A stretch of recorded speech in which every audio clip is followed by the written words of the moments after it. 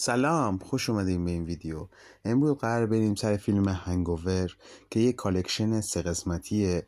این فیلم هایی که اینجا داریم میبینین واسه قسمت سومه، ولی من خلاصه داستانی که من میخوام بگم واسه قسمت اوله، ولی نمیدونم چرا واقعا دارم این کار میکنم. خب بریم سر وقتش.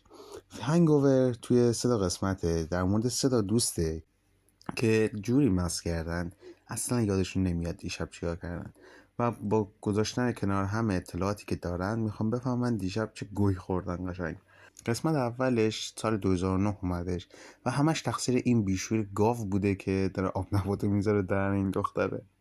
بریم سر اصل مطلب.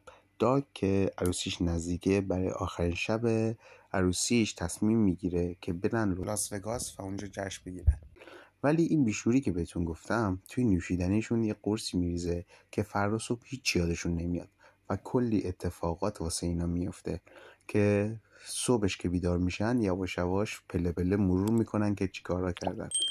فقط یکی از اون کارهایی که دیشب کردن این بوده که داماد که داگ باشه رو گم کردن و حالا باید بگردن دنبال اون. اگه این فیلم رو دیدین نظرتون رو واسه کسایی که ندیدن کامنت کنین و بگین که دوست داشتین یا نه. برای کسایی که هنوز فیلم رو ندیدن و نمیدونن از کجا باید دانلود کنن، میتونین به کانال تلگرام من که به همین آیدی فیلمک خان هستش که توی دیسکریپشن هم میذارم، میتونین برین اون تو، اونجا با زینویس و بدون سانسور میتونین راحت نگاه کنین و بعدش واسه من کامنت بذارین که خوشتون اومده یا نه. و اگه میخوای فیلمایی که معرفی میکنم یا قبلا معرفی کردم ببینی، بیا تو کانالم و سابسکرایب کن. هر کی عوض نشه که خدافظ.